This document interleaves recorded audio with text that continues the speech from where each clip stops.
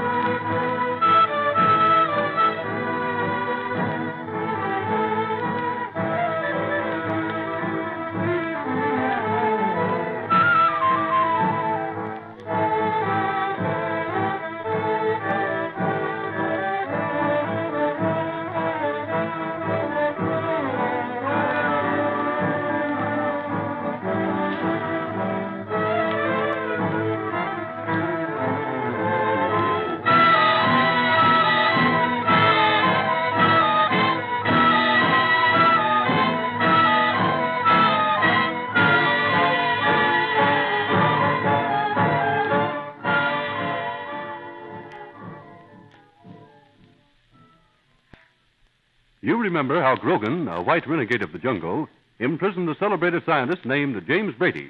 Then, when his little son and daughter, heading a rescue party by amphibian aeroplane, reached the jungles, they fell foul of Grogan. He stole their secret code, the key to the mystery of the treasure map. About this time, Mr. Noyes, the famous explorer, happens on the scene and goes to the aid of the children. Harboring an old grudge against Mr. Noyes, Grogan plans and succeeds in capturing Mr. Noyes and his assistant, Pedro. The latter two are to be tortured in the old Indian fashion, buried alive in an anthill. The children, however, pluckily regain possession of their commandeered aeroplane, and with the help of the pilot, Pat Donovan, they await the arrival of Grogan, who is expected at any moment. The plan is to rescue Mr. Noyes and Pedro before morning, when the anthill torture is timed to begin. Donovan and Little Jean and Jim Brady are now in the cabin of the aeroplane. The Indian guard is all tied and gagged. Away in the distance, coming through the dim, steaming jungle, they see a man approaching. It may be Grogan. Let's listen. Now, if this is Grogan, it will be better for you two kids to get down flat on the cabin floor. Get in behind where the Indian is lying. Oh, but what for, Pat? We want to help. Why can't we? Now, it's too dangerous. I'd be too worried. I couldn't give my best attention to our visitor.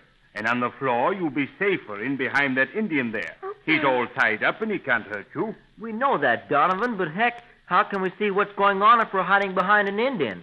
Listen, we don't have to hide behind anything, not even a savage Indian. I know. But if Grogan has a pistol or a rifle, he may start bombarding us from the shoreline. And he's a good shot. In behind that Indian, well, any bullets coming in here, that Indian would be some protection, you see? Well, listen, Pat, we were told to always obey our elders, but listen, please. We're in this thing up to our necks, and it's our fault. Please, Pat. Please, we'll feel so much better if we get in on this shindig. We just don't know how much we can help. Oh, but you're all wrong, Miss Jean. I do know. Look, I'd still be a prisoner, all trussed up with rope and a filthy rag in my mouth if you two hadn't come to my rescue. You swam and dived in that dirty black river, and I'm not forgetting that. Never. Well, what do we do, Pat? Do we go on? Oh, now, and it isn't me that's after stopping you. Maybe I'll be mighty thankful that you did insist on being on deck. Okay, then. You're the boss, Pat. Now, wait. Where is that man now? I can't see him. Huh? I've lost him too, Pat.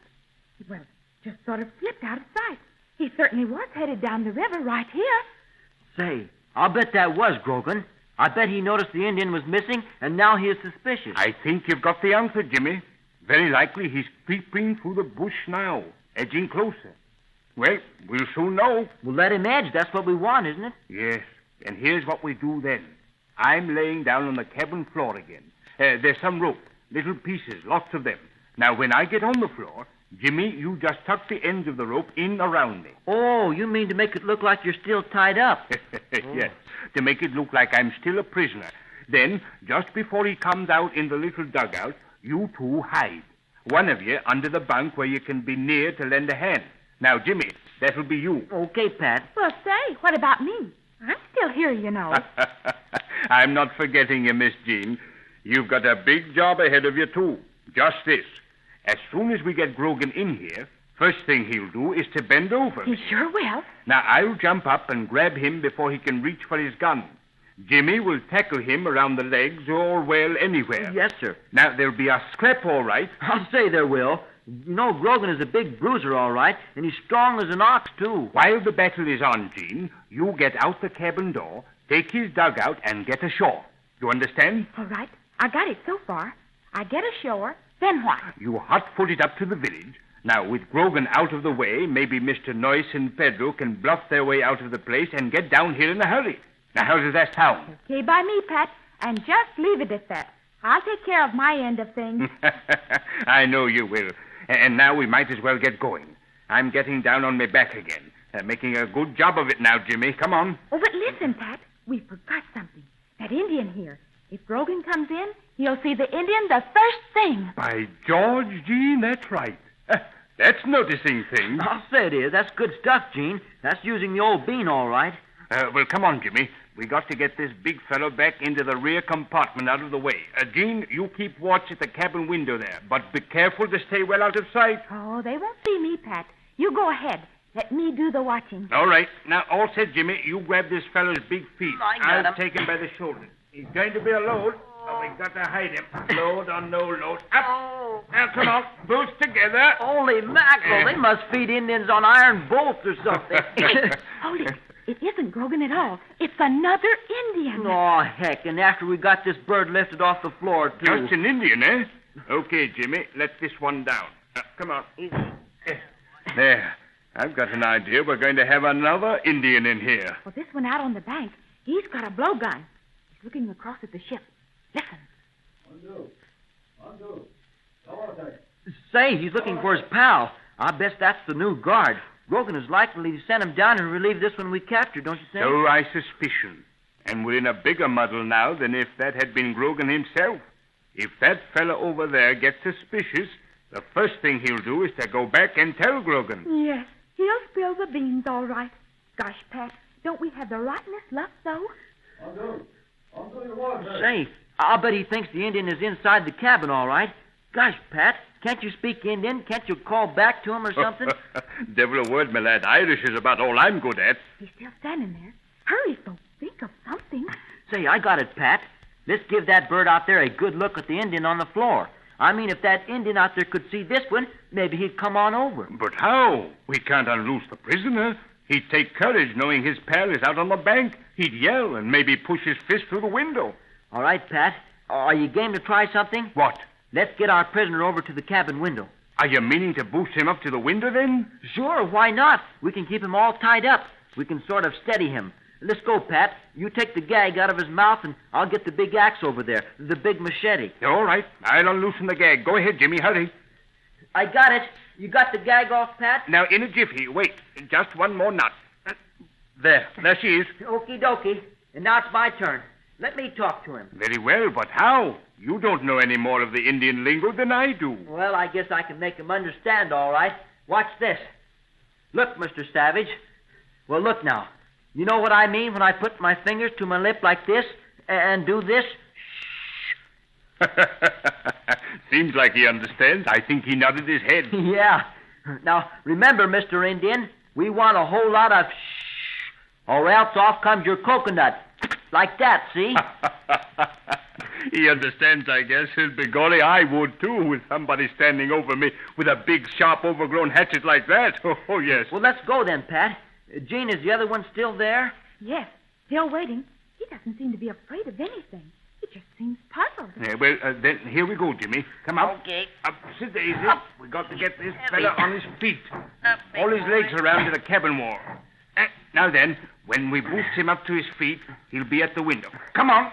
Up we go. Remember now, Red Man, use your head. Shh. No speak 'em. No open 'em up your mouth. Not at all. Plenty no speak. Savvy? Let's try it. We can sort of steer this fellow. Have him bend over a little till his face is at the cabin window. Easy now. There. I'm going to rap on the window. Okay. Swell, Jimmy. He sees. He's looking right across at us. Let's go then, Jimmy. That was all that was needed. Down with this one again. Now, hurry. And you, wait. Let's drag him over to the back there. Now then, Jimmy, you fix that gag again. I'm going to get ready for Cousin Willie when he arrives. How is it, Jean? Well, he's getting ready to dive, I think. Yeah, here he comes. Okay, I've got this one all fixed again. All right, now. Better stand a little clear of the cabin hatchway, though. Give me lots of room to work. This one won't be half drowned, you know. He'll be as lively as an eel. But can't we help? Yes. As soon as I get a good hold on him, I'll shout. Then, Jean, there's 2 more little pieces of rope on the floor. You take care of them. Okay. We're going to need them in a hurry. All right. Listen, he's here. All right, now. I'll be in the shadow by the hatchway when he opens up. Now, I'm grabbing him by the neck or the best grabbing place I see. Easy now. Shh. Quiet. Mondo, you want to say? I Mondo. I got him. I got him. Hang on, Pat. Hang on. For the love of Mike, and what is it you think I'm doing? Playing tag with him? Grab him by the hair, Jimmy. He's got lots of it. Come on, hurry. I got him. Hold tight, Jimmy. Here.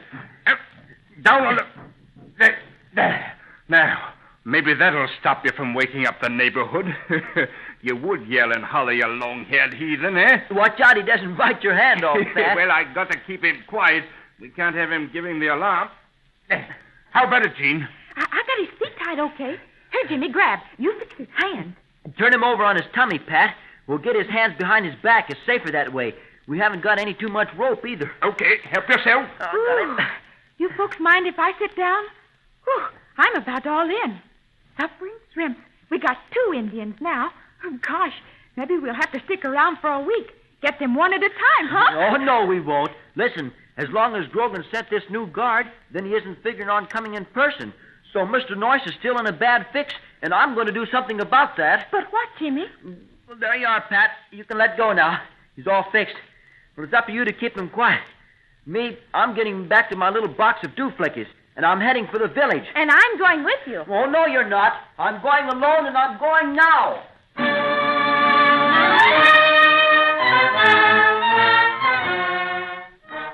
Well, that's making up one's mind in a hurry. Jimmy doesn't waste any time. What success will he have with his box of dooflickies, his magic tricks?